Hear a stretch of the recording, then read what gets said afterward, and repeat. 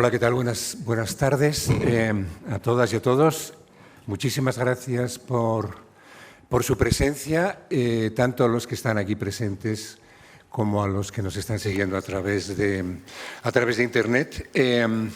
Como saben, esta conferencia forma parte de un ciclo sobre democracia y comunicación, pero es especial dentro de este ciclo, no solamente por quienes participan, sino también por la temática. Comenzamos hablando de cómo el espacio público se ha venido reestructurando y el efecto que esto tiene sobre nuestra comprensión de la política. Y ahora vamos a entrar en cuestiones más culturales o culturalistas, aunque todo tiene que ver con la política, hay que decirlo. La cultura también tiene muchísimo que ver con la política y creo además que una de las conclusiones de este encuentro es precisamente esa, ¿no? Cómo el cambio cultural ha generado importantísimos cambios políticos. Y bueno, realmente nos acompañan dos personas que son un lujo para esta casa, bueno, serían un lujo para cualquiera. Una es absolutamente conocida por el público español, como es Elvira Lindo. Elvira Lindo encarna, en cierto modo, la cultura popular, en el mejor sentido de la palabra. Y luego a ver si nos aclaras un poco esto, qué diferencia hay entre cultura popular y cultura de masas, todo lo que tiene que ver con eso. Elvira, todo el mundo sabe que es escritora. No puedo dejar de mencionar su último libro porque yo creo que le ha elevado ya hacia el Olimpo entre los escritores contemporáneos en lengua española, en La boca del lobo, que fue un libro que realmente me impresionó muchísimo. Pero Elvira también ha sido reportera, ha hecho guiones de radio y televisión, ha trabajado cantidad de años en eso. Últimamente ha sido hasta directora de cine. Es fabulista, es periodista. La pueden leer todos los domingos en el diario El País, que, por cierto, siempre su columna es la más leída en la parte de opinión. No, yo que lo miro, porque como también publico los domingos, está infinitamente por delante de las mías, que son mucho más aburridas. Muchas gracias por venir, Elvira. Gracias a ti por invitarme. Es un lujo. Bueno, Melo Calabresi es una persona, yo creo que importantísima en la vida intelectual italiana. Tiene también una doble vertiente de escritor y periodista desde hace muchísimos años, además ocupando cargos importantísimos. Ha sido director de La Stampa, ha sido director de La República, ha ido cambiando de uno a otro. Ha estado trabajando para ANSA, que es la agencia italiana de prensa, y ahora creo que está teniendo mucho éxito con un podcast que se llama Cora Media, ¿no? Que tendremos que escuchar todos, sobre todo después de lo que nos diga aquí. Está traducido al español un libro verdaderamente impresionante que es Salir de la noche, que es sobre los años de plomo, en la época del terrorismo italiano más reciente. Y bueno, Mario, te digo lo mismo, muchísimas gracias por tu presencia y exactamente es un verdadero lujo. Bueno, vamos a empezar con Elvira, porque así podemos quizá ir acotando un poco hacia dónde va la discusión, porque como he dicho tiene que ver con la cultura, pero no es la cultura con C mayúscula, ¿no? Y en singular, sino que hay muchas formas de pensar las culturas, ¿no? Y quizá por eso conviene empezar, dada tu experiencia también en el mundo de los medios de comunicación, en todos ellos además, con esa distinción, ¿no? Entre cultura popular y cultura de masas. ¿Es lo mismo? ¿No es lo mismo? Yo creo que no. ¿Dónde viste el cambio? Yo creo que el cambio se ha producido en unas décadas. Primero decirte que estoy muy contenta de estar aquí, Fernando. Ya tenemos una amistad de hace muchísimo tiempo y en nuestros encuentros privados hablamos de estas y de otras cosas. Siempre interesante. Y luego me gustaría, después de responderte, decir unas palabras sobre Mario Calabresi, porque es un honor para nosotros que haya venido hablar de esto, siendo una persona que tiene tanta experiencia en los medios de comunicación y siendo alguien que ha tenido tanta influencia en cómo piensa, en cómo siente el pueblo italiano acerca del terrorismo, y que se ha publicado hace un año aquí en España, y creo que ha sido un efecto benévolo absolutamente en nuestro país. Con respecto a lo que me preguntabas, yo también me lo pregunto y me preocupa. Es algo que me preocupa desde hace tiempo. Tú decías que de alguna forma yo encarno esa cultura popular porque realmente he hecho cosas que son muy populares. Entonces eso quiere decir que desde lo pequeño, porque un libro se escribe en una habitación y en soledad, desde lo pequeño, que es escribir, que es lo primero que escribí, sobre un niño de clase trabajadora, eso que es una historia pequeña de un barrio periférico en una ciudad como Madrid, pero que podría ser Roma, o que podría, porque es un libro que ha sido traducido en muchos idiomas, desde ese oficio solitario que es escribir un libro, de repente hay una eclosión y se convierte en algo tan popular que a ti te reporta unos beneficios que no esperabas, ¿no? Entonces, Di el número de ejemplares que has vendido del libro, porque yo creo que es interesante verlo, ¿no? Yo no lo sé, porque no lo sé, no llevo la cuenta, pero en 30 años puede ser que 2 millones.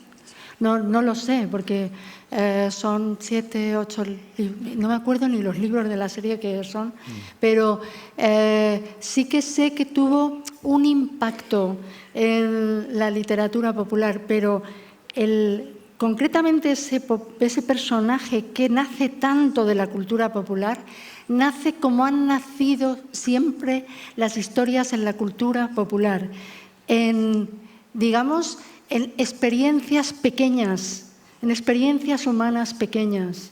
Entonces, yo no pretendía tener un éxito así, no pretendía vivir de eso toda mi vida.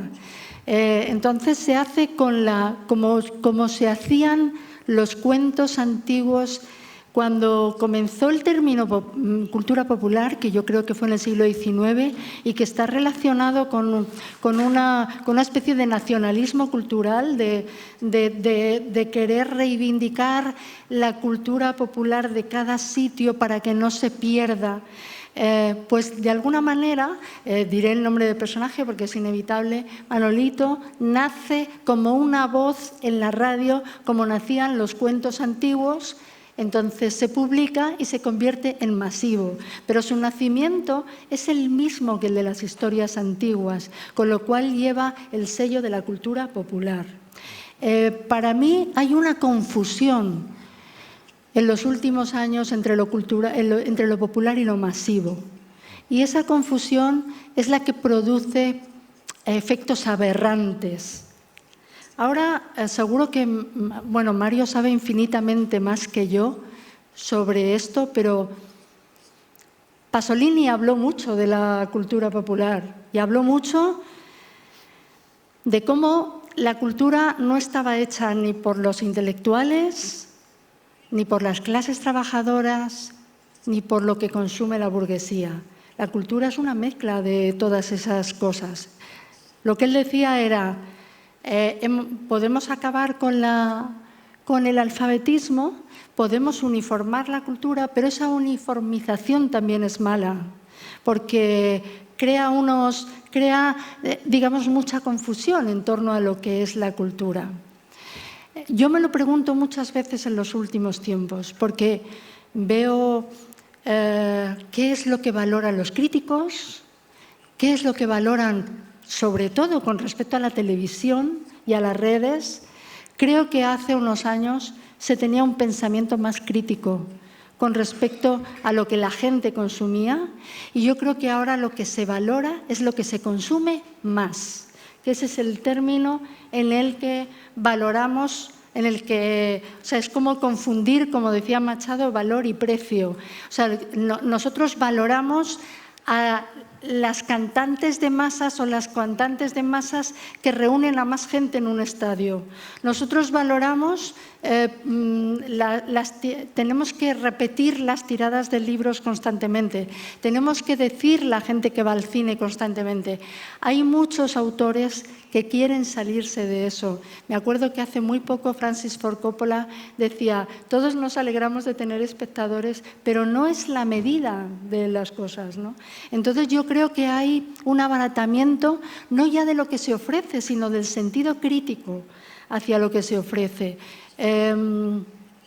Hace muy poco, y me sabe mal sacarlo porque Mario no es español, pero ha habido una gran polémica en torno a la televisión pública, en torno a si la televisión pública tiene que competir con las cadenas privadas o no. Y me sorprendió que para defender la competencia publicara un artículo una persona que es productor de programas masivos, no de cultura popular, sino de programas masivos.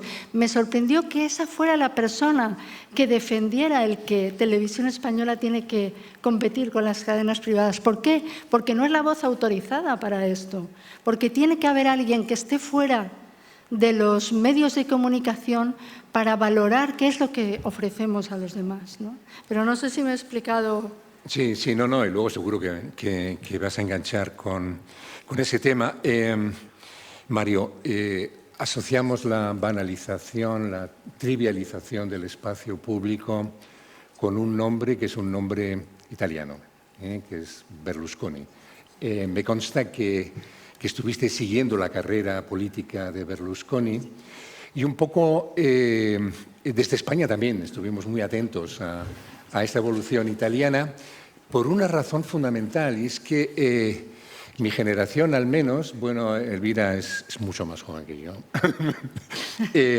pero mi generación al menos, la de los que empezamos a pensar políticamente, críticamente a comienzos de los años 70, que es cuando yo comencé también la universidad, en aquel momento la cultura italiana era un punto de referencia fundamental, ¿no? Pero de referencia en todo tipo de cultura, también, por ejemplo, en la música pop. Es decir, se escuchaba más música italiana que música anglosajona, se puede decir, ¿no? Y francesa también hay que decirlo, ¿no? Todos íbamos al cine, a ver cine italiano, o sea, una presencia, digamos, de un país con cultura, como diría Italo Calvino, pesante, ¿no? Y de repente aparece Berlusconi, aparece Telecinque y se produce como un cambio hacia una banalización completa. Desaparece, diríamos, de nuestro horizonte de información o de alimento cultural lo que significaba Italia, pero sin embargo, como entretenimiento, el modelo era Italia, ¿no? Entonces, claro, y luego parece una ironía de la historia, ¿no? Alguien cambia la cultura de un país y esa misma persona acaba siendo presidente del gobierno de ese país. Parece que había un diseño, ¿no? Casi que dirigía inevitablemente hacia ese resultado. Bueno, ¿cómo percibiste este cambio?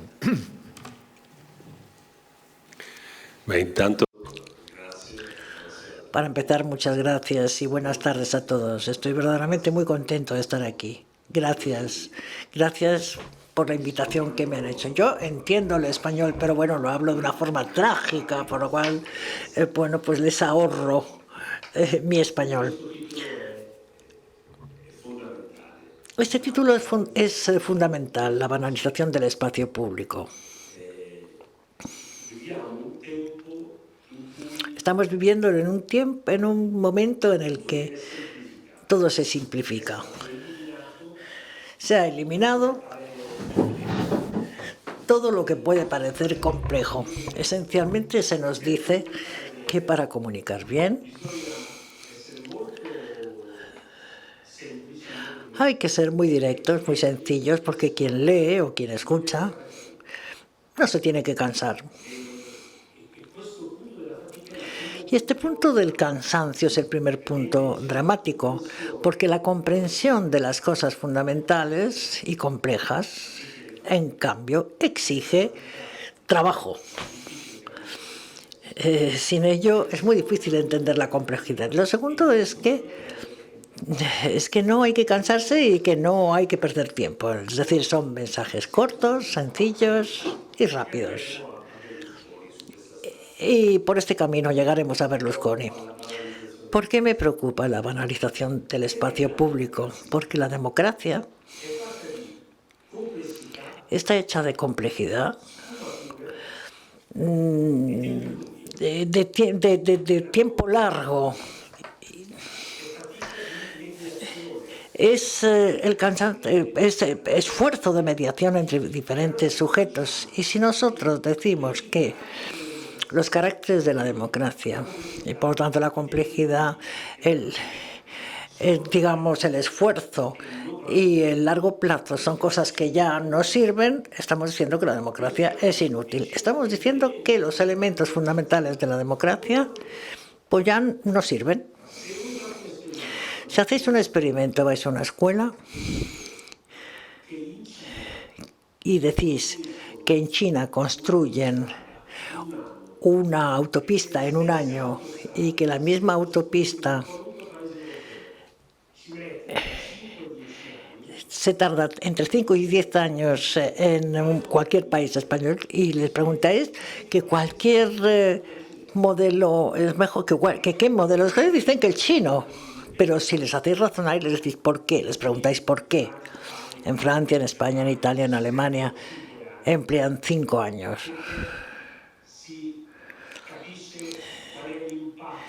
Porque se entiende cuál es el impacto sobre la vida de las personas que viven a lo largo de esa autopista, el impacto medioambiental. Se hace una mediación de las necesidades de las personas que viven a lo largo de esa autopista. Y todo esto exige tiempo. Pero, en cambio, el modelo sin democracia pues no le da importancia a todo ello. Les da igual las casas, las personas, todo lo que realmente les molesta se quita y se hace la autopista. Entonces, digamos que la democracia es complejidad, y todo lo que hoy parece tener valor en la simplificación, en la banalización del debate público, es de signo opuesto. Y por tanto la pregunta es cómo hemos llegado hasta aquí. Tú has dicho, yo vengo del país que ha producido a Silvio Berlusconi. Pues dramáticamente debería decir que hace 100 años también ha producido a Benito Mussolini. Es decir, aunque son dos personas completamente distintas, digamos que 2 veces en 100 años ha producido 2 ejemplos de populismo con distintos tipos de generaciones. Y 2 ejemplos. Porque si pensáis en Francisco Franco o pensáis en Hitler, llegaron después de Mussolini. Ya tenían un ejemplo. O también podríamos pensar en los griegos, en Salazar. Donald Trump es exactamente el carácter de Berlusconi. El populismo, la simplificación del debate y el hecho de presentarse a los electores. Hablamos de 2 millonarios que se presentan a los electores como el hombre corriente, digamos, la muestra del hombre corriente. Berlusconi decía, yo soy uno del pueblo, y volaba con un helicóptero. Y Trump dice lo mismo, yo soy un hombre del pueblo. Pero de todas formas quiero decir una cosa muy claramente. Pensar que solo un hombre, en este caso Berlusconi, haya sido capaz de cambiar el discurso público italiano y europeo, yo creo que es un error. Le daríamos demasiada importancia a esa persona y le quitaríamos responsabilidades que son, en cambio, responsabilidades colectivas, es decir, son responsabilidades de la sociedad. Un hombre por sí solo no podía hacer este cambiamiento. ¿Qué ha pasado? Yo creo que la clave con la cual hay que leer a Berlusconi, la banalización del espacio público, es que Berlusconi ha sido un vendedor. Berlusconi ha vendido las casas, lo primero. Luego ha construido la televisión, pero la televisión no era lo importante. Lo importante era vender la publicidad que transmitía la televisión. Y de la misma forma ha vendido luego, con las mismas técnicas, que un partido político, una idea política. ¿Pero qué ha hecho? Ha sido un vendedor. Y los vendedores, él era un magnífico vendedor. Los vendedores saben interpretar el espíritu del tiempo. Y nosotros, si queremos entender qué es lo que ha pasado, tenemos que entender cuál ha sido justamente ese tiempo. Berlusconi habla a las tripas de las personas, exactamente igual que hace Donald Trump. Yo he seguido toda la campaña electoral de Barack Obama en los Estados Unidos y luego he vuelto. Y me ha chocado oír a trabajadores que habían perdido su trabajo y que decían,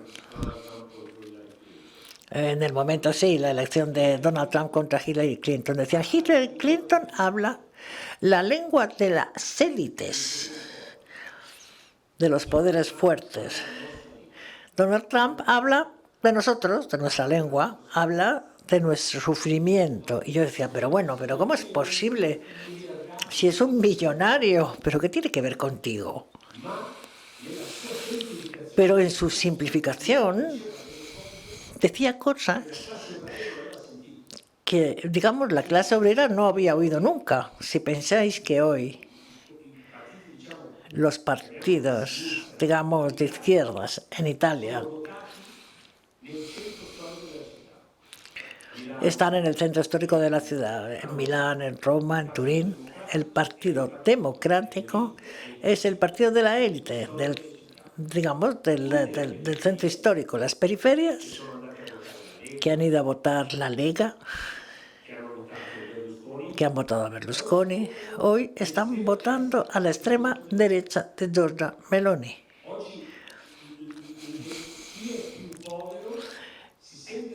El más pobre se siente representado por la extrema derecha. Es que tenemos que entenderlo. ¿Pero qué terreno ha encontrado? ¿Qué terreno fértil ha encontrado Berlusconi?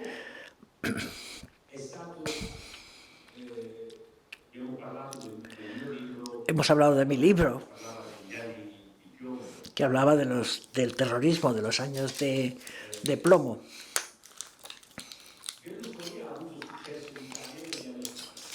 Berlusconi tuvo éxito en Italia en los años 80 y en los años 80 los italianos querían volver a vivir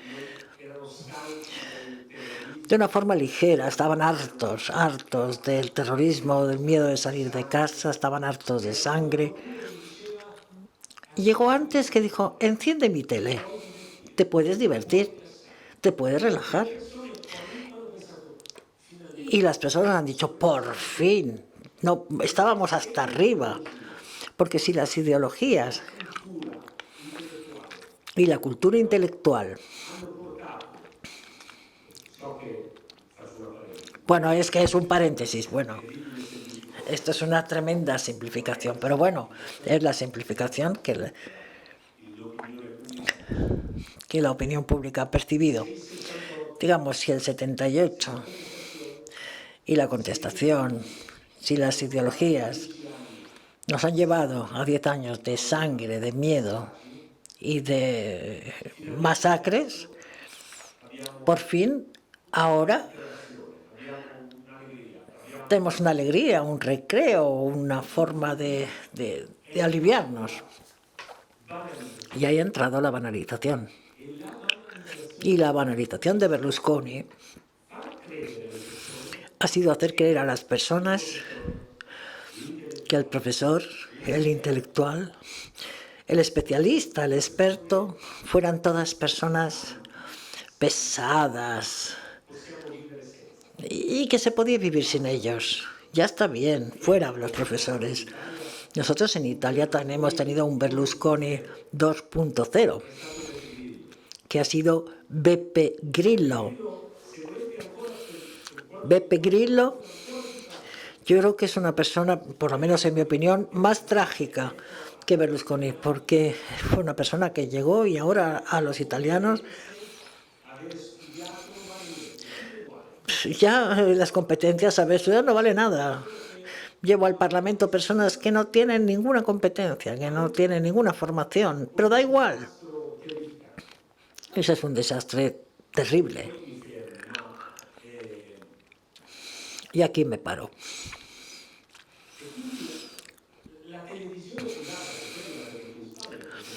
Y por lo tanto, la televisión privada, que llegó también aquí a España con Telecinco. Bueno, Berlusconi tuvo una cantidad de causas que no sabría ni cuántos son, pero el primero que yo seguí fue justamente aquí en España, en la Audiencia Nacional, en Madrid. Vine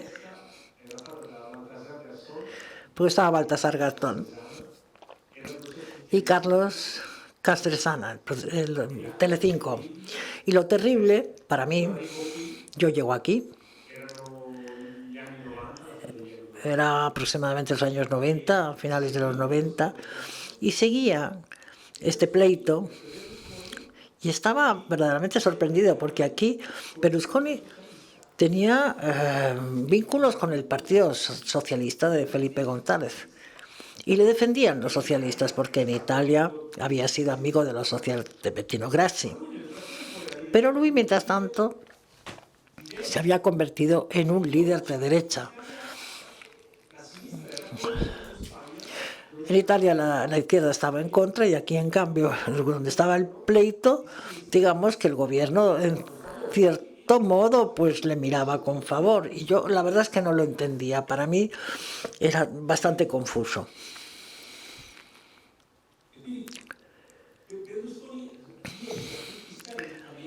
Berlusconi consigue conquistar a los italianos diciendo: ahora es el momento de divertirse, de simplificarlo todo. Cuando empieza la política, lleva la simplificación al máximo nivel y crea un eslogan con el cual gana las elecciones. De 4 palabras: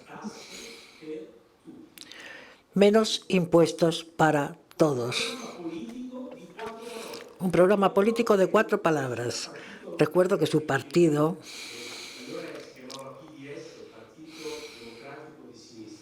el PDF se llama entonces el Partito di Sinistra, Democrático di Sinistra, tenía un programa de 40 páginas y él en la televisión enseñaba el programa. Este es el programa de la izquierda. A ver si conseguís leerlo. Yo tengo un programa con un solo punto: menos impuestos para todos. Todos tendréis más dinero. Pues ganó. Y ahí dramáticamente hemos entendido cómo la simplificación del debate público es peligrosísima, devastadora.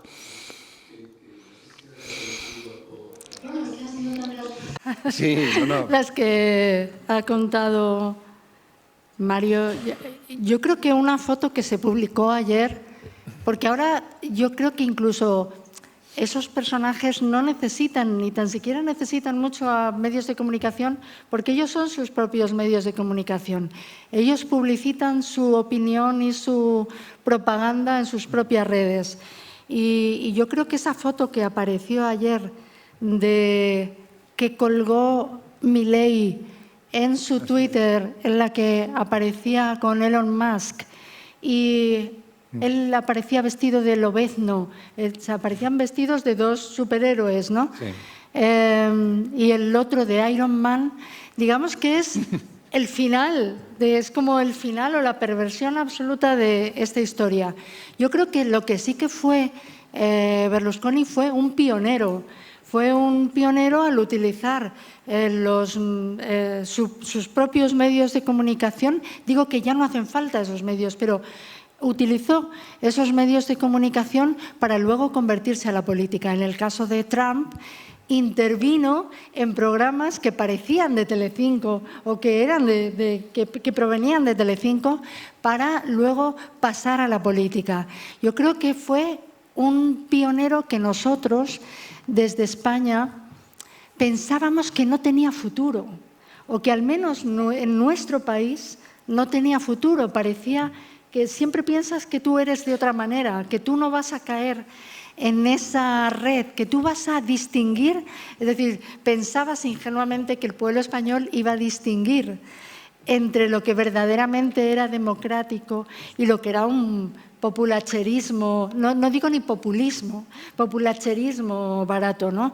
Entonces tú pensabas que iba a haber una distinción. Yo me acuerdo, años 80, trabajé en radio, televisión española, en la radio pública española. El Partido Socialista empezó a intervenir en la radio y en la televisión pública española y la verdad es que muchos de nosotros que trabajamos en la radio fuimos expulsados de esa radio pública. ¿Quién nos acogió en ese momento? A muchos guionistas, fue la televisión de Berlusconi, entre Antena 3, otras televisiones privadas, pero fue la televisión de Berlusconi. ¿Cuál era mi sensación dentro de esa televisión que estaba absolutamente importada en España, porque aquí nunca se había hecho ese tipo de televisión? Mi sensación, estando dentro y escribiendo para esa televisión, es que no entendíamos nada, no entendíamos ni lo que escribíamos, no entendíamos lo que se nos pedía, no entendíamos no entendíamos que se trajera a chicas desde Milán, porque aquí en España había muchas chicas. O sea, no entendíamos que Berlusconi importara a España hasta la carne, hasta las chicas que tenían que enseñar el culo en la televisión, eran importadas desde Italia. Era una cosa tan difícil de entender que yo, desde luego, no tuve ninguna visión de futuro, porque lo que pensé es que eso en España no tendría éxito. Pensé, el público va a entender que esto es una horterada, no va a conectar con esto, no tienen sentido, los programas no tienen sentido, hay una evidente sexualización de las mujeres, no hay nada coherente en el mensaje, no hay nada más que gente entrando y saliendo del plató diciendo tonterías. Todo era lo que tú dices, entretenimiento, pero ni tan siquiera ese entretenimiento tenía una coherencia. Bien, pues yo creo que fueron 2 años de implantación de ese mensaje y el éxito. De repente la gente empezó a ver masivamente esos programas que para mí no tenían ningún sentido.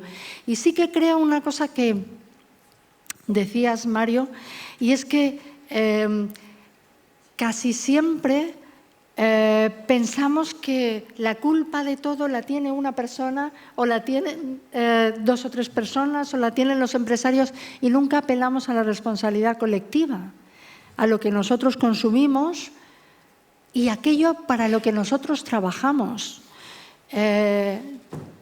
Yo personalmente sí que me di cuenta que no era el lugar en el que yo quería seguir trabajando, porque si continuabas trabajando en lugares donde existen esos mensajes, tienes que acabar creyéndotelos, si no, no puedes trabajar. Eran lugares en los que se ganaba mucho dinero. Yo creo que ahora están en decadencia, en gran parte en decadencia, porque los han sustituido las redes, porque la gente ya no ve la televisión de la misma manera, porque la gente joven no ve la televisión así, la ve a través de las redes y la ve fragmentada, ¿no? Pero yo creo que sí que hubo una... Y además no quiero pensar que fue Italia quien... No es Italia. Es una idea, es una ideología, es una cosa completamente distinta. Es algo que podía haber surgido en España años después. Es algo que ha surgido en Estados Unidos, es algo que ha surgido en Brasil, es algo que está surgiendo en Europa. Es decir, que yo creo que Berlusconi fue un pionero en una forma de utilizar. También estaba Mussolini, pero en el caso de Berlusconi fue un pionero en el hecho de utilizar la televisión de una forma banal, pensando el pueblo se merece esta diversión. No tenemos por qué problematizarlo, tenemos que bajar los impuestos y darle entretenimiento. Ahí se resumía completamente el programa electoral. Pero si eso se ha copiado o si eso se ha replicado en tantos países, es que no era un asunto solo de Berlusconi. Yo tengo una pregunta cuya respuesta ignoro. Tengo alguna intuición, ¿no? Y es un poco el comparar ese primer populismo inicial, ¿no? O sea, después de los años 30, los años del fascismo, incluso los años 20, la aparición en los años 80, no solamente de Berlusconi, sino también Bernard Tapie en Francia, pero siempre asociado al mundo de la publicidad, efectivamente, y al mundo de la televisión privada, porque la televisión se convierte en el gran medio, es lo que la gente ve. Entonces, claro, ¿cuál es la diferencia entre esa ola populista y la ola populista actual? Porque está claro que hay un punto que sí tienen en común, que es la simplificación de todo, ¿no? Y además en nuestros días yo creo que la gran paradoja es que cuanto más compleja se hace la política, más simple se va haciendo a la vez el discurso político, ¿eh? Porque el discurso político al final ha acabado convirtiéndose exclusivamente en una disputa en torno a nosotros, ellos. Eso es lo que importa. Es decir, definirte frente a un contrario. Esa es la esencia fundamental del populismo de hoy. Antes no, antes el populismo tenía más sentido como representantes del hombre común. Y claro, ¿quién era el hombre común? Y yo creo que no podemos olvidar el cambio estructural que se produjo en la sociedad europea en el mundo de posguerra, que es el ascenso social de las así llamadas clases populares, ese aburguesamiento que se traduce en que todas acceden de golpe a ser espectadores de televisión, ¿no? Y entonces, claro, ahí les afecta el lenguaje de la publicidad. De lo que se trata es de ese entretenimiento que era imprescindible para el storytelling publicitario, acaba trasladándose también a, digamos, a la presentación de la información, aparece el infotainment, y la búsqueda, diríamos, de conectar todo con la distracción. Pero claro, distracción tiene dos sentidos. Uno es, cuando dices estoy distraído, estoy entretenido, pero cuando estoy distraído significa también que no estás atento. Es decir, que la gente no contempla auténticamente lo que está ocurriendo en la política.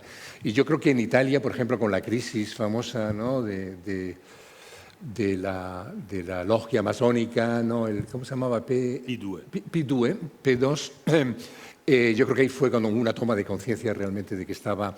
Entonces yo creo que esa especie de, por un lado, de pérdida de confianza en la política hizo que también hubiera una huida más hacia hacia la banalidad, ¿no?, un poco del mundo del entretenimiento, ¿no?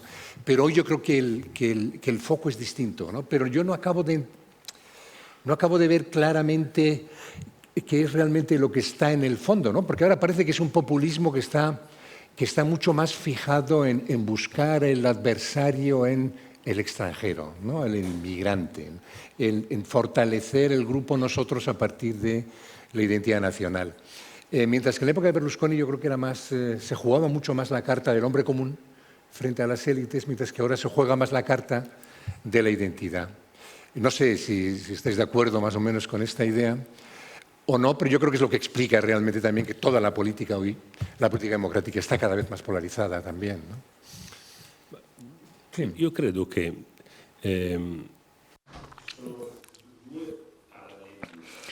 Yo creo que son dos paralelos distintos. Por un lado, tenemos un paralelismo entre el populismo de la derecha de hoy, que podemos encontrar aquí en España, Abascal, Le Pen, Meloni, en Alemania, en Hungría, en los Estados Unidos.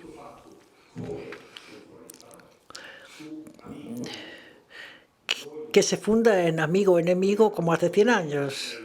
Tenemos que defendernos de los enemigos. Los enemigos pueden ser, en este caso, los extranjeros, los emigrantes. En Italia es muy divertido porque Salvini y Marine Le Pen aparentemente están de acuerdo, pero bueno, pero para Le Pen los italianos son enemigos y para Salvini también son enemigos los franceses, o sea que tampoco se entienden muy bien. Bueno, como hace 100 años, como los populismos de los años 20, 30, el mecanismo del enemigo es el mismo. Pero el de Berlusconi era un poco distinto, pero tenía también una similitud con la de los años 20, 30, y era la personalización, es decir, poner en el centro a la persona política. Os hago un ejemplo. He leído hace unos días un libro en el que hay un intercambio de cartas entre dos políticos italianos muy importantes en los años 70 y 60. Aldo Moro, que luego secuestraron y mataron las Brigadas Rojas, y Piero Nenni. Nenni era el líder del Partido Socialista. Eran adversarios, pero sus cartas son maravillosas. Son un intercambio, es un debate cultural en el que ninguno de los dos le faltaba el respeto al otro. Incluso, aunque tuvieran diferencias, las subrayaban, pero buscaban un terreno común para hacer reformas.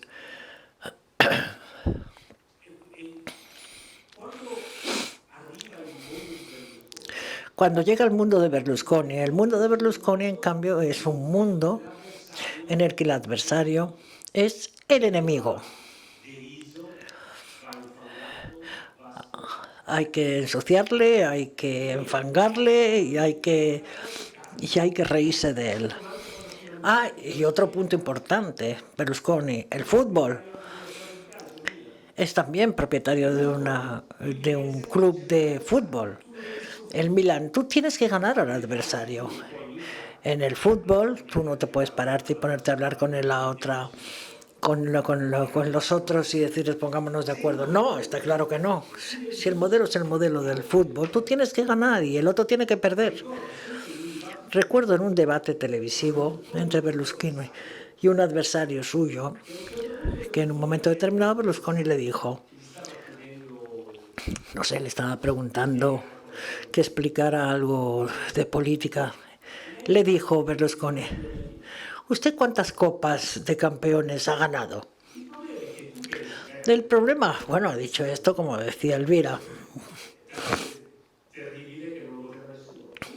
es tan terrible que al día siguiente nadie le votará.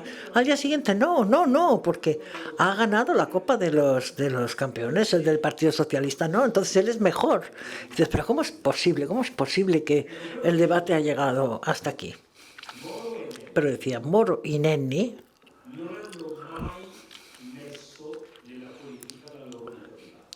nunca han metido su vida privada en la política. No lo han mezclado. Aldo Moro iba a la playa por la mañana bien temprano a andar con pantalón y camisa. Y a su hija, que le dice, pero bueno, papá, ¿por qué no vas en bañador a la playa? Le decía, porque yo represento a un cargo público y el cargo público no puede ponerse el bañador. Cuando acabe mi papel público de presidente del Consejo, por ejemplo, el primer ministro, entonces sí, entonces me pondré el bañador en la playa, pero mientras que sea primer ministro, no. La política populista, como la de Mussolini, Mussolini se dejaba el torso nudo, ¿no? Berlusconi dejaba que le vieran también en sus villas en el mar, medio en cueros, pero antes que ellos han hecho la información. Es decir, le ponemos la culpa a la información. En Italia y en toda Europa la información pensaba que era más divertido, era más entretenido y por lo tanto tenía que haber cotilleos, los amores de los políticos, lo que comen, no lo que han debatido, sino lo que han comido, lo que han cenado, con quién han estado, dónde van de vacaciones, qué le regalan a su mujer por Navidad, cómo se visten.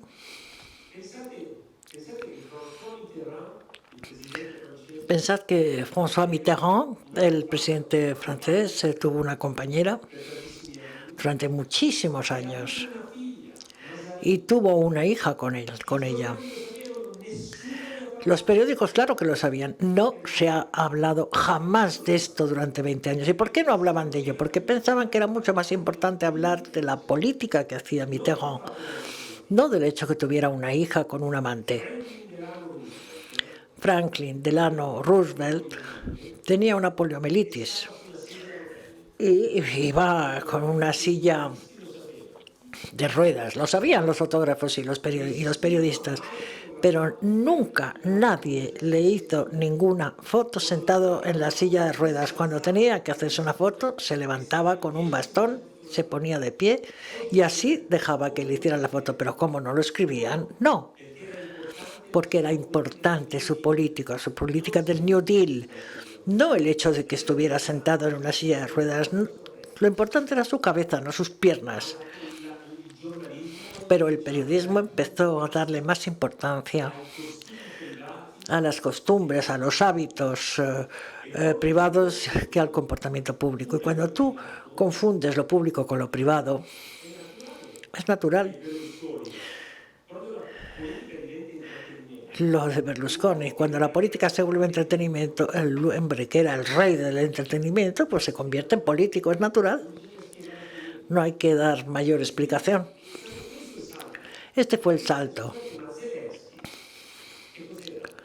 Pero Zelensky, que era un cómico que hacía un programa televisivo en el cual un cómico se convertía en presidente. Ahí hay una película, ¿no? Y en un momento determinado ha pensado, bueno, pues vamos a ver si lo consigo. Se presentó y se convirtió en presidente.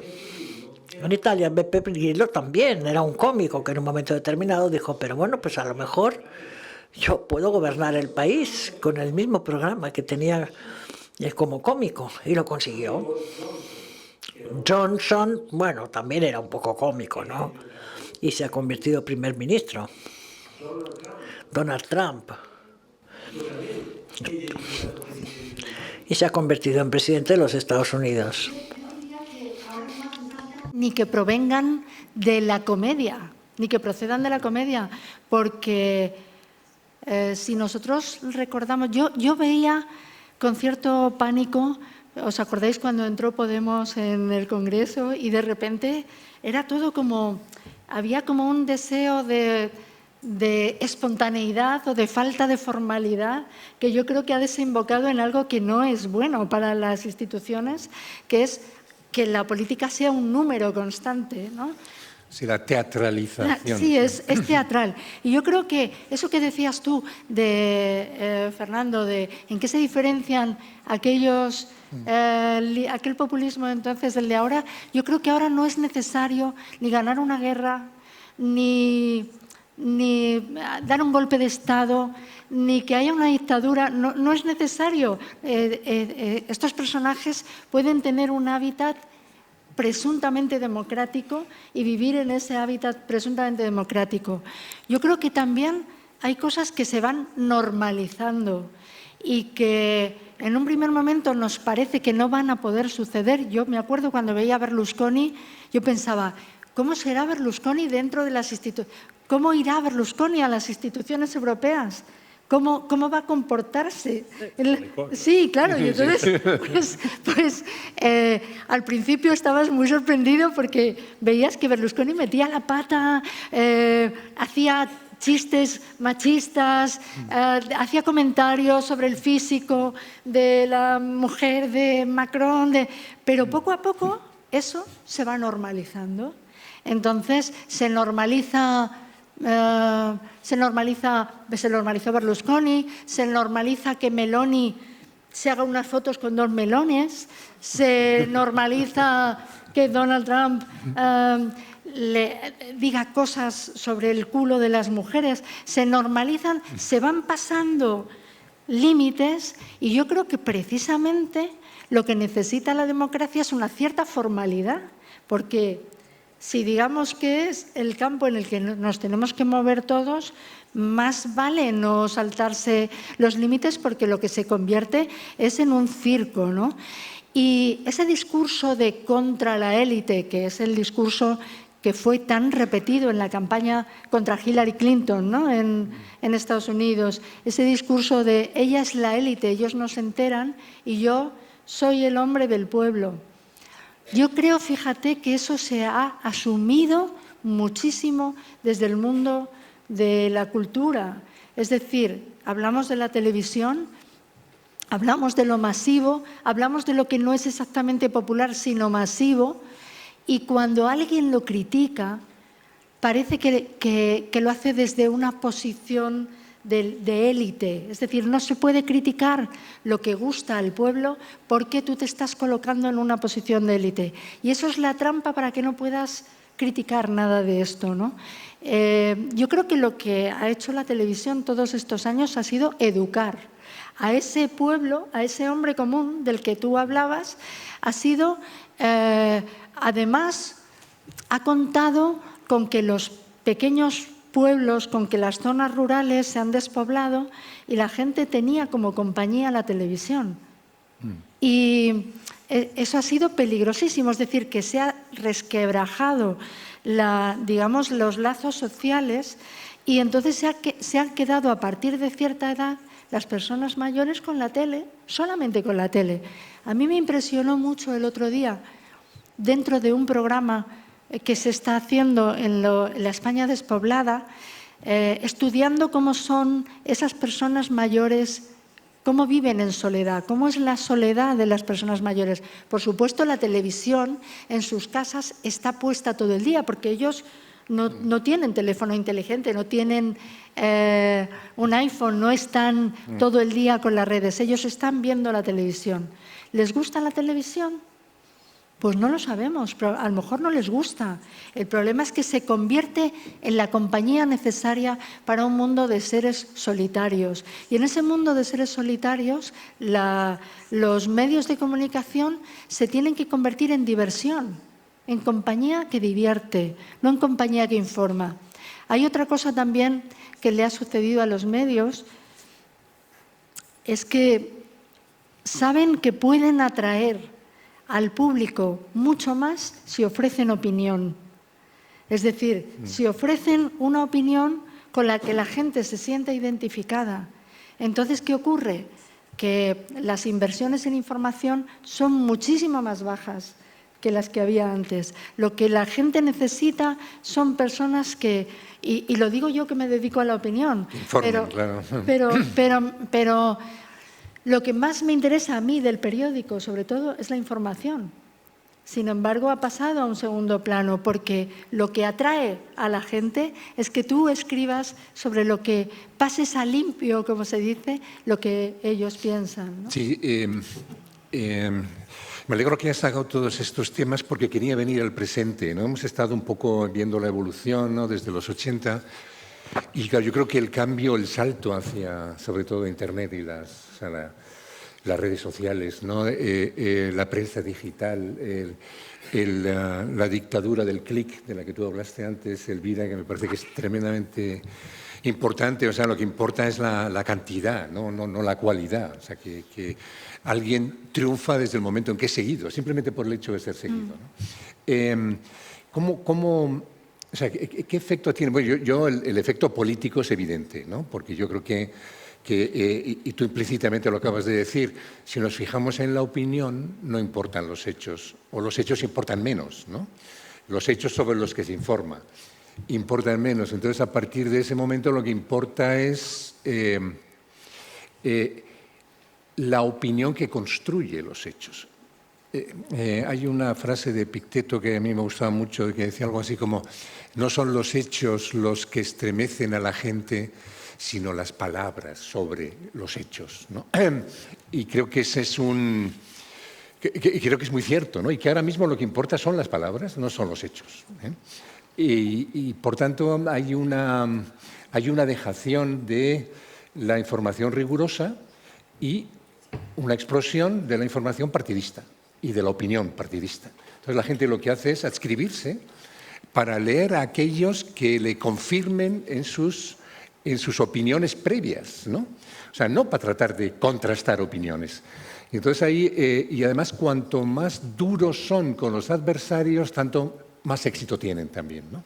Y eso lo controla, ese discurso lo controla perfectamente Trump, sobre todo en la manera en la que desprecia la objetividad de los hechos, ¿no? Es decir, que la objetividad de los hechos no importa, lo que importa es que los tuyos crean la descripción que tú haces de los hechos, ¿no?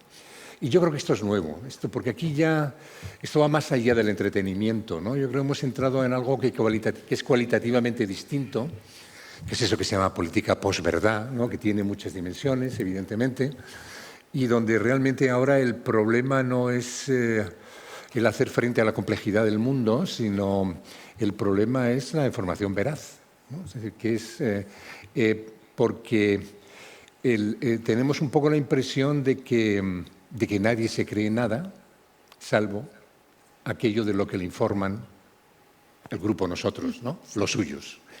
Y esto, bueno, lo vivimos empíricamente siempre que estamos con amigos, ¿no? Etcétera, ¿no?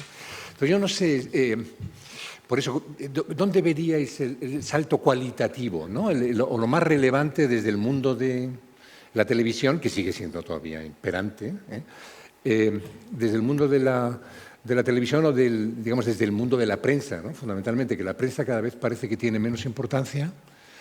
La televisión sigue siendo muy potente, la radio a medias y, por supuesto, las redes sociales, sobre todo entre determinados sectores de la población como los jóvenes, pues es lo que domina fundamentalmente, ¿no? Mario, no sé si es que... Sí.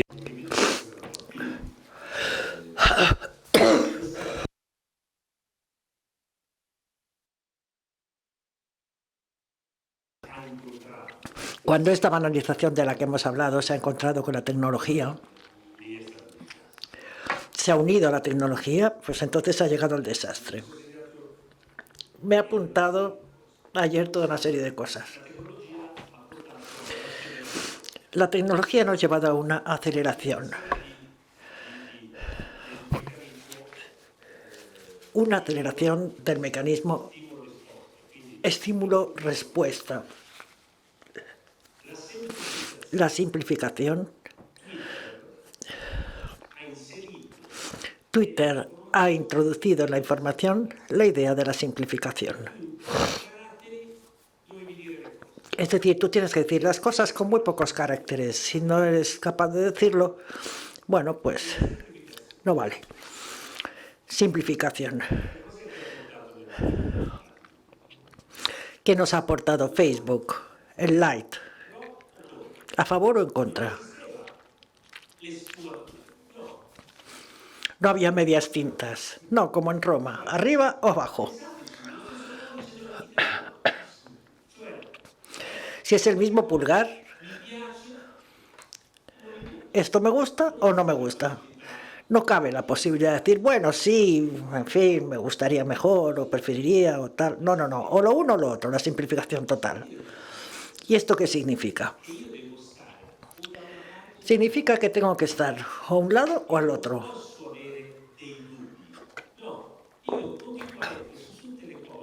no puedo tener dudas.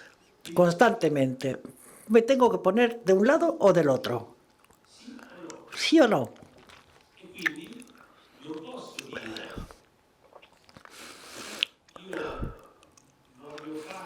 Y por consiguiente no quiero decir me quiero vacunar, pero tengo dudas.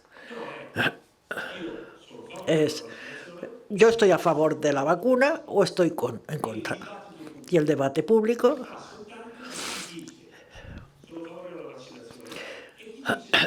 se compone solamente de quienes están a favor o en contra. Pero en este tipo de debate que se crea, ya no se mira el valor de las personas. Por lo tanto, nosotros en las televisiones de todo el mundo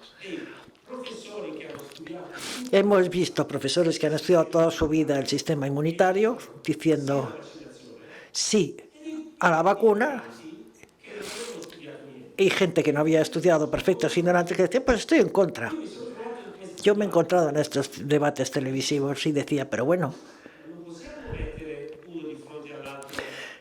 es que no podemos poner a un tío que ha estudiado 30 años esta materia y otro que no tiene ni idea, que en fin, que no lo sé, que se ocupaba de mecánica. Esa persona, ¿por qué?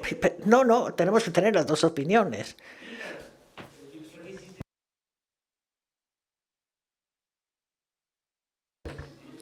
El director de la Escuela de Periodismo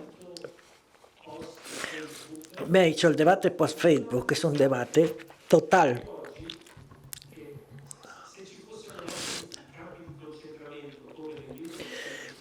Que si hoy con 1953 en Alemania tuviéramos todavía campos de concentración, el cronista tendría que ir a Auschwitz, coger a un judío y a un guardia nazi y darle a cada uno un minuto para ver lo que opinaba el uno y el otro. Porque si no, eso no es periodismo, no es debate. El debate es explicar qué es lo que está pasando. Explicar que ese judío le han llevado ahí, le está trabajando y sus parientes ya han acabado en las cámaras de gas, y explicar que el nazi no le da de comer y lo mantiene prisionero. No escoger dos opiniones y darle la misma importancia. En este día del pulgar para arriba o para abajo, pues hemos perdido esa forma de ver. Luego ha llegado también TikTok, Instagram, y es la imagen. No es importante quién eres, ni lo que pienses. Lo importante es cómo apareces. Si eres guapo, pero cuidado. Esto la política ha entendido que es fantástico. Y todos la han adoptado, todos los políticos. El primer rey del storytelling ha sido Tony Blair, un político laborista. ¿Qué hizo el storytelling? Yo seguí la campaña de Barack Obama. Barack Obama decía cosas que, en mi opinión, eran muy bonitas, pero Barack Obama jamás ha respondido a una pregunta de los periodistas. Él preparaba un discurso precioso, una escenografía estupenda.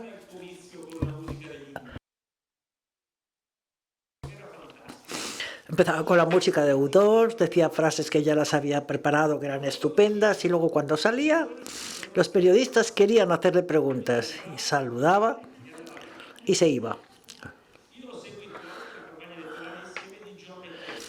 También seguí la campaña de John McCain. Yo compartía menos las cosas que decía John McCain, pero John McCain todas las noches se quedaba allí una hora para hacer una rueda de prensa. No era cool. Lou tenía toda la paciencia y estaba allí y respondía a todas las preguntas. Recuerdo una tarde, estaba en New York University y Barack Obama dice: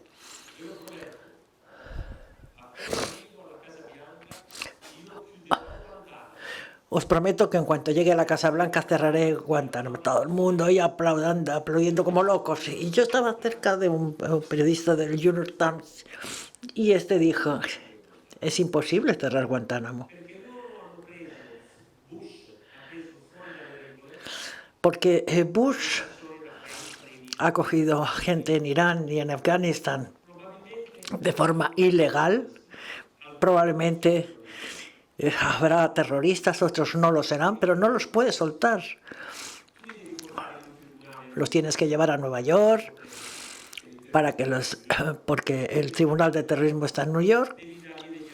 Les tienes que proporcionar abogados, tienes que organizar una serie de pleitos. Y cuando ellos hablen, dirán que les han secuestrado, que les han torturado. Y la democracia americana se las tiene que ver en un tribunal con una persona torturada. Dirá, ¿y quién le ha torturado? Y él dirá los nombres y entonces ya no tendrá que hacer, lógicamente, un pleito contra todas estas personas que les han torturado. Barack Obama no lo puede hacer. Se acaba. Y vamos a preguntarle cómo piensa cerrar Guantánamo. Vamos, yo también salgo corriendo detrás de los periodistas americanos. Llegamos allí, rodeamos a Obama y preguntan, Barack, ¿cómo cerrarás Guantánamo? Él sabía que era imposible. Se vuelve y dice, adiós, es tarde. Hasta la próxima. Adiós, adiós, buenas noches. Que lo paséis bien. Por supuesto no cerró Guantánamo, porque no podía cerrarlo. Es casi imposible competir con una imagen como la de Barack Obama. O sea, lo tenía todo, ¿no? Lo tenía todo. Es verdad que fue una revolución el que un hombre negro llegara a la presidencia, pero me acuerdo que en esas elecciones la gente se preguntaba ¿quién puede ganar las primarias en el Partido Demócrata? ¿Un hombre negro o una mujer? Y finalmente fue un hombre negro que tenía un gran atractivo y Hillary era una mujer mayor, ya, muy inteligente, pero con todo lo que tenía detrás de haber sido la mujer de Bill Clinton. Sí. Con respecto a las redes sociales que tú decías, yo creo que es imposible que no haya un papanatismo con respecto a las redes sociales. Es decir, que cada vez que algo nuevo aparece en nuestra vida, es muy difícil expresar una opinión en contra y no ser catalogado como aguafiestas, como persona que solo ve lo negativo. Está pasando ahora con la inteligencia artificial, por ejemplo, que cada vez que se hace una crítica hay que decir antes, bueno, pero la inteligencia artificial también va a ser buena para la medicina, también va a ser buena para, yo qué sé, para una serie de cosas y, sin embargo, o sea, es como pedir perdón porque luego vas a decir que los misiles van a estar decididos por la inteligencia artificial, ¿no? Yo creo que con las redes sociales ha pasado que la clase política ha hecho una dejación de lo que debía haber sido su no intervención en las redes sociales. O sea, a mí personalmente, porque debo pertenecer ya a otro mundo, desconfío del político que a las 11 de la noche está expresando opiniones por Twitter. Y todos tenemos en mente personas que están a todas horas en Twitter. Eso igual lo hace la inteligencia artificial. Eso lo puede hacer la inteligencia artificial y hay veces que lo haría bastante bien porque hay, ¿sabes lo que va a decir? Incluso opinadores, ¿no? ¿Sabéis que uno puede meter su nombre en el chat GPT y decirle, imita un artículo de Elvira Lindo, ¿no? Entonces, sí, entonces, bueno, pues todavía hay una cierta torpeza con respecto a eso, pero es probable que llegue a hacerlo. Pero yo, sinceramente, creo que no sería necesario. Yo creo que no sería necesario que estuviéramos casi ninguno de nosotros en Twitter, que podríamos no estar en Twitter, que podríamos no estar. Facebook ahora casi es cool no estar en Facebook, porque dicen ya que se ha quedado solamente para viejos, ¿no? Facebook es para viejos, ¿no? Y solamente está de los 50 para arriba, ¿no? Pero Instagram todavía acoge a todo el mundo y la imagen parece que suaviza las cosas. Pero Twitter, ¿qué necesidad hay de estar en Twitter? No, pero cada vez hay menos gente. Yo lo digo, vamos, yo siempre hago a mis alumnos una encuesta y es en qué redes sociales estáis, levantad la mano, ¿no? Entonces, Twitter, cada vez menos.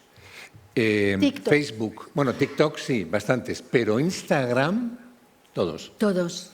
O sea, que es la imagen. Pero claro, es la imagen, pero fíjate que no es una imagen que realmente luego sea de verdad Que permanezca, ¿quieres decir? No, que muchas veces no es la prueba de los hechos reales. Hay actores que tienen muchísimos seguidores en Instagram y no tienen trabajo. Es decir, que nosotros hemos aprendido también a manipular nuestra propia imagen. Los seguidores de Instagram se pueden comprar. Yo eso, quiero decir, cuando me enteré, dije, bueno, entonces esta persona a la que si sigue... tienes dinero es fantástico. Claro, no, pero casi que no hace falta tener tanto dinero. Simplemente saber cómo hacer para tener seguidores en Instagram. Puedes tener seguidores en Instagram y los puedes haber comprado. Puedes tener también cierta capacidad para buscarte seguidores y tener seguidores y no tener trabajo. Puede parecer que eres un artista gráfico de éxito y no tener éxito real. Puede parecer, por ejemplo, una cosa que ahora se puede simular muy bien es que vendes muchos libros. Y no estás vendiendo muchos libros. Entonces hay como una especie de conexión entre las editoriales que dicen, esta persona tiene ya 4 ediciones. Claro, pero cada edición es de 500 ejemplares. Entonces, es verdad, puedes llegar a tener 10 ediciones, ¿no? Pero además tú en Instagram puedes publicitar, hacerte publicidad y decir, he conseguido 10 ediciones de este libro. Ya, pero a lo mejor solo has vendido 1.500 ejemplares. Puedes hacer como que has sido invitado en muchos centros, ya, pero no es tan difícil. Ahora las librerías te invitan a muchos encuentros. Es decir, puedes hacer un simulacro de que tienes una vida de éxito y que estás de un lado para otro y en realidad no existe ese éxito, es mentira. Entonces, sí, pero también se consume muy rápido, ¿no? Estamos en la aceleración, ¿no? Permanente. O sea, ¿cuánto dura un trending topic? O sea, cada vez dura menos, ¿no? O sea, antes yo recuerdo que los trending topic te podían durar un día, ¿no? Ahora ya es cuestión de hora y media. Incluso si te llevas un disgusto es bueno, porque pasa muy rápido, porque se sustituye por otra cosa. Efectivamente. Tú haces un artículo que de repente no lo pretendías y te empiezan a llover críticas por todas partes, haters, etcétera. Pero está bien, porque al día siguiente habrá otra persona para ser odiada y tú... Sí, un segundo. Vamos a entrar en hemos consumido de sobra el tiempo. Vamos a entrar en algunas preguntas del público. ¿O querías decir algo, Mario, sobre...? No, sí. La pregunta es posible contrarrestar.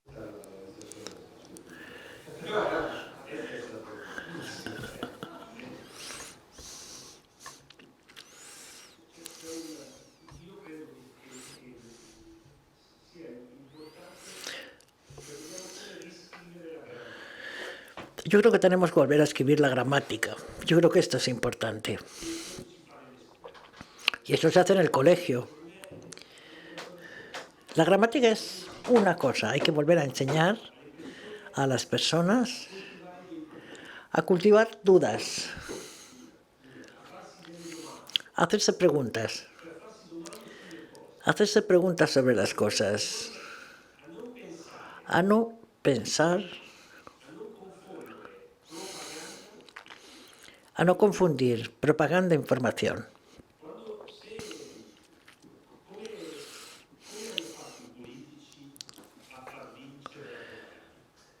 ¿Cómo han hecho los políticos para que ganara la propaganda? Pues han hecho este juego.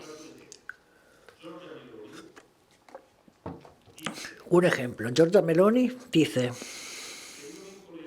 si yo gano las elecciones, no dejaré llegar a Sicilia, yo bloquearé todas las pateras y los que lleguen los vuelvo a mandar a África. El periodista pregunta, pero ¿cómo puede usted parar a todas las pateras? ¿Y qué hace Giorgia Meloni? No le contesta el periodista, pero dice, usted es un periodista de izquierdas, ¿verdad? Usted está en contra de mí, ¿verdad? Usted no quiere que yo los pare, quiere que vengan. ¿Has visto el periodista? Yo estoy de acuerdo con Giorgia Meloni, que quiere que no vengan, no con el periodista. Bueno, ¿qué pasa entonces? Pasa que la política ha dejado pasar el mensaje de que los periodistas son enemigos, que todos los cuerpos intermedios, periodismo, sindicatos, todas las organizaciones sociales, los que están en medio son un problema y que hay que quitarlos del medio, así tú puedes hablar directamente con el público. El problema es que ya no hay preguntas. Y entonces, ¿luego qué pasa? Naturalmente, Meloni no ha parado a nadie en medio del mar porque no lo podía hacer. Han seguido llegando. Tampoco los puede volver para África porque no sabe cómo hacerlo. Y entonces, las personas empiezan a decir, había prometido que los habría parado. Entonces ella que dice, yo lo habría hecho, pero es culpa de Europa, es culpa de los franceses, es culpa de los alemanes, es culpa de la Comisión Europea, es culpa de alguien, de las ONGs.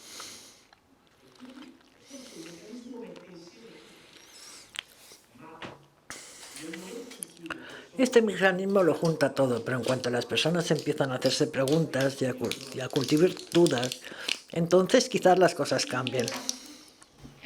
Cuando preguntabas, Mario, ¿qué podemos hacer para contrarrestar la banalización de la cultura? Y a mí se me ocurre que, por ejemplo, un libro como el tuyo, Salir de la noche, es una forma de contrarrestar, es contar tu historia en tus propios términos. De alguna manera, tú estabas hablando en contra de cierto discurso intelectual que había justificado una ideología que justificaba el terrorismo. Tú cuentas la historia de tu familia, dices cosas, por ejemplo, que luego se han dicho poco en los países que han sufrido terrorismo, como que las personas que han cometido delitos de sangre deben dar un paso atrás en la vida pública. Cosas así que los políticos deben trabajar por la reconciliación social, que hay que trabajar duro para restablecer la verdad, que la verdad es mejor que la venganza. Cosas así. Cuando yo, por ejemplo, tomo tu libro y yo no te conozco de nada y leo esta historia, habiendo visto la obra de Darío Fo, La muerte de un anarquista, y de repente leo este libro que me conecta con esa obra que yo había leído y había visto. Cuando yo leo tu libro pienso, aquí es una persona que ha trabajado por la verdad y que gracias a su libro yo voy a conocer esa verdad. Y ha sido bueno para su país, pero viene aquí a España y nos está contando cosas que son necesarias y que tendría que haber más libros en España que tuvieran ese tipo de discurso, de contar la verdad. Cuando el confinamiento, que todos vivimos unas situaciones tan extrañas, ¿cómo se luchaba contra la banalización? Luchaban los médicos haciendo su trabajo, luchaban los maestros dando clases virtualmente, luchaban los repartidores de comida, luchaban. Entonces, cuando yo me pregunto, porque me lo pregunto muchas veces, ¿cómo podemos contrarrestar este presente que tantas veces nos deprime? Porque nos deprime. Y creo que es, haz tu trabajo, haz bien tu trabajo. Lo que te toca a ti, el campo que te toca a ti, hazlo bien, porque eso, quieras que no, es bueno socialmente. Me parece un magnífico cierre para la discusión. 1 millón de gracias por estar aquí con nosotros. Gracias.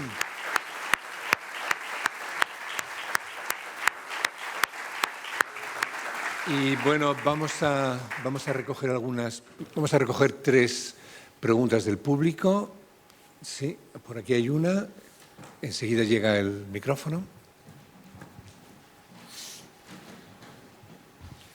Buenas tardes, muchas gracias por toda la información que nos habéis dado. Yo lo único que quiero decir es que el problema está en el periodismo, en la información, ya no en la cultura, que también, y puede que la cultura pueda ser una vía, pero yo soy pesimista.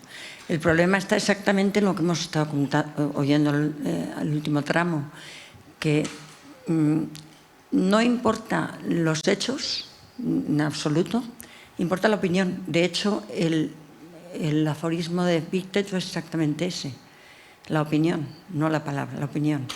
Y ahora hay una desinformación porque en lugar de haber periodismo, lo que hay es medios que se dedican a crear opinión falsa y a difundirla y a crear opinión, que no está basada en los hechos, sino en lo que cierta idea lleva a que la gente tenga que pensar eso para combatir lo que los ideólogos quieren establecer en 2 bandos muy polarizados, efectivamente, en el que nos estamos jugando tantísimo, porque ahora mismo, por ejemplo, el tema de las armas, de por qué hay que escalar en la guerra, pues porque se hace negocio. Y todo ese es el tema que a mí me obsesiona bastante, porque yo soy periodista de formación y ya no hay periodismo, es que no hay, y es lo que más me preocupa, el tema de la información, porque además el espacio público es el de todos y es el que más tendría que cuidarse, y efectivamente las luchas de las cadenas de televisión por ver quién pone más anuncios o quién no los pone o quién crea más opinión es un problema gravísimo, porque ahí se mete igual unas mamachicho con unos políticos y no es lo mismo. Siento, es así lo que yo pienso. Muy bien. Yo solamente quería decir que creo que hay información, pero que, lo voy a decir así, la gente no la compra. Quiero decir que sí que hay información, pero mucha gente solo entra a la opinión, no entra a la información. O sea, yo la verdad es que lo que disfruto más del periódico y de las noticias y de algunos telediarios, etcétera, es de una información que está bien. Pero me entero de mucha gente que no lee el periódico. Entonces, si no lees el periódico, es imposible que estés informado. Ese es el problema, que la gente joven no lee el periódico. ¿Cómo llegamos a eso? Sí, allí. Y luego iremos, Javier, si no te importa, iremos a los de la red, que las preguntas que han. Bueno, buenas tardes y muchísimas gracias por la convocatoria y por la excelente elección de los ponentes esta tarde. Vuelvo a la pregunta que tenemos encima de la mesa y al verbo contrarrestar, ¿no? Y pensaba, escuchándoos en el recorrido también histórico que habéis hecho sobre fenómenos populistas y liderazgos políticos que tanto han pesado también para la cultura, cómo casa el consumo actual de determinados eslóganes, de determinados discursos políticos, de formatos que habéis abordado, con que parte de esos consumidores son seguramente las generaciones mejor formadas, ¿no? Las que tienen o han tenido acceso en ese proceso que el profesor Vallespín mencionaba, de gente, bueno, que tiene televisión en su casa, pero que también se ha educado, que ha ido a la universidad, que se ha formado, que tiene acceso a los libros, a la música. ¿Cómo casa eso? ¿Cómo hay, no quiero volver al debate entre alta y cultura popular, pero ¿cómo hacemos para casar todo eso? Estamos en un momento de un enorme desprestigio, ¿no? Del profesor, yo me dedico también a la enseñanza universitaria y de las autoridades. de la autoridad. ¿Cómo hago yo que doy clase de historia cuando intento fomentar el debate en clase y tengo que pararles y decir, esto no es un plató de televisión? Hacer un debate y que cada uno dé su opinión no significa machacar al de enfrente. Doy clase de historia, ¿qué hago cuando me dicen qué versión nos vas a dar tú? ¿Cómo? Estoy para complicaros la vida, para problematizar y complejizar, no para un discurso tan estrecho, ¿no? Pero me hacía pensar esto, todo este mensaje tan plano a veces, tan poco complejo del mundo político, está llegando a unas generaciones, bueno, con acceso a otros mensajes. ¿Por qué compramos estos, no? No sé si hay una respuesta o muchísimas, ¿no? Pero, bueno, gracias por haberme hecho pensar tanto. Es una buena pregunta. Vamos a recoger otra más y luego acabamos, ¿no? Javier, ¿hay alguna por ahí? Sí. Sí, mi pregunta también tiene que ver con cómo resistir esta cultura de la banalización y se vincula con algo que se ha mencionado durante el interesante debate, que es cómo evaluamos la calidad de los contenidos, ¿no? Esto de la dictadura del clic, del impacto, del like, ¿no?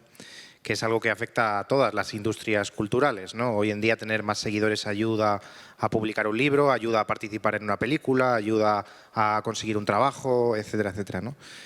Yo, sin embargo, pienso que este tipo de dictadura del impacto sí que es, en cierto modo, complicado de resistir, porque por lo menos para las generaciones más jóvenes hay un poco esta idea de que si uno no se entrega a la visibilidad, se convierte en invisible y desaparece, ¿no?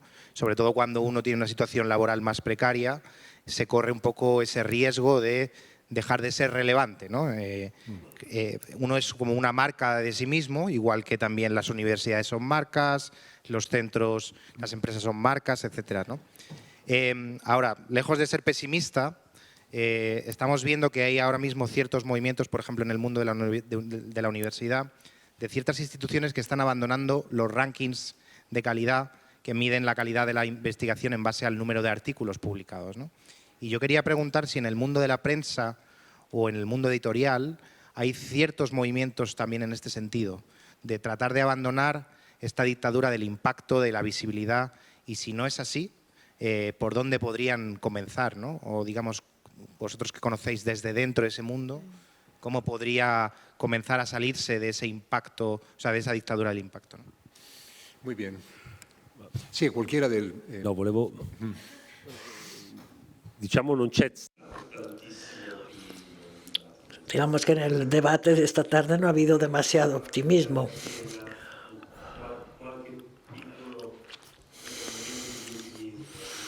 Bueno, un poquito de optimismo, pues para hoy, para la cena, no está más, no está de más.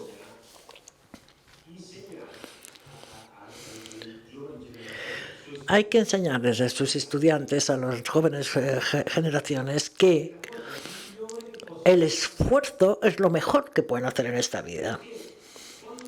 Esforzarse, porque con las cosas se conquistan con el esfuerzo, saben de otra manera, son mucho mejores. Tienen otro sabor. Y cuidado. No tenemos que rendirnos ante la idea de que, puesto que se consuma la información superficial, simplificación, banalización, no tenemos más remedio que crear simplificación y banalización. Yo ahora soy director de una editorial de podcast. Sí, audios. Los podcasts en Europa se escuchan mucho, las escuchan personas que tienen entre 20 y 45 años.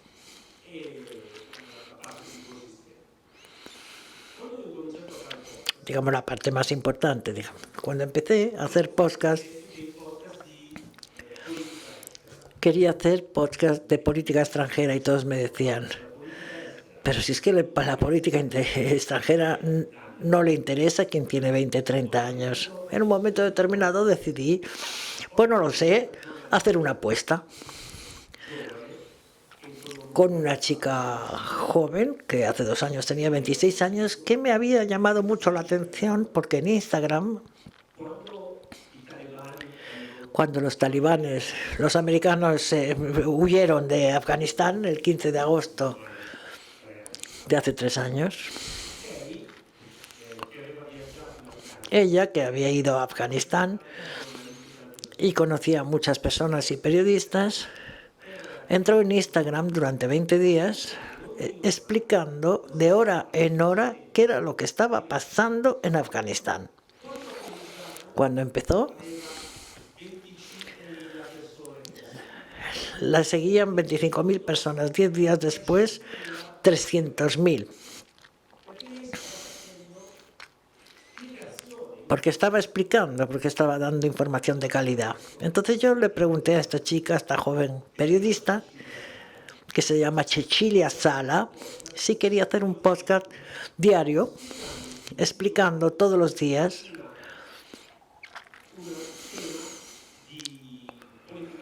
un tema de política extranjera, pero contándolo de una forma distinta. Porque sí, es cierto que la política extranjera del mundo no le interesa a las personas más jóvenes, pero a vosotros tampoco. Si se hace solamente así. Putin ahora, Zelensky ha contestado, Biden ha dicho.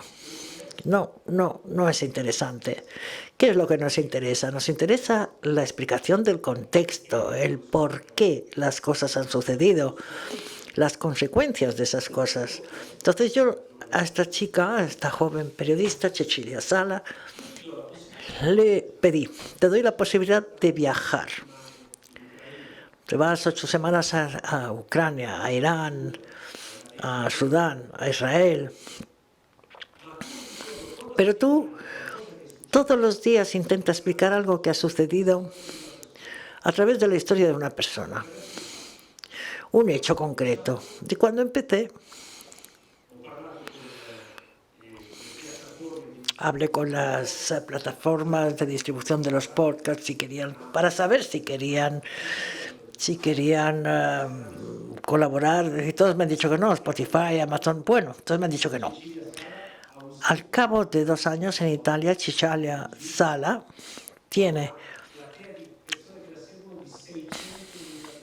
600.000 seguidores en Italia. Y hace cosas complejas.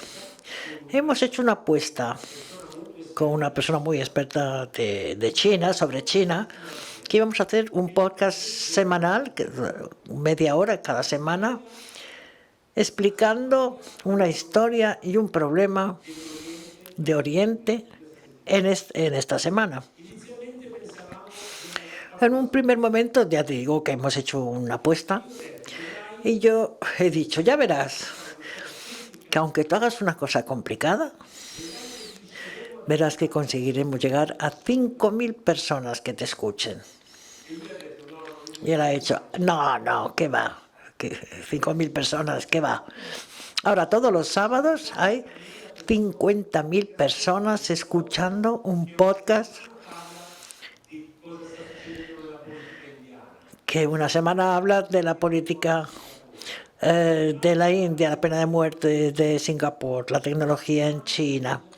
50.000 personas todos los sábados. El punto es que si tú no propones cosas complejas, las personas no podrán escuchar cosas complejas. Pero si tú tienes una oferta de cosas complejas, el público existe, porque encuentras personas en la universidad. Lo que tienes es que producir cosas complejas, no pensar que como la banalización está en todas partes, tú también tienes que seguir y hacer cosas banales. Es una responsabilidad no hacerlas. Y si se intenta no hacer, pues verás cómo tendrás éxito con las cosas complejas.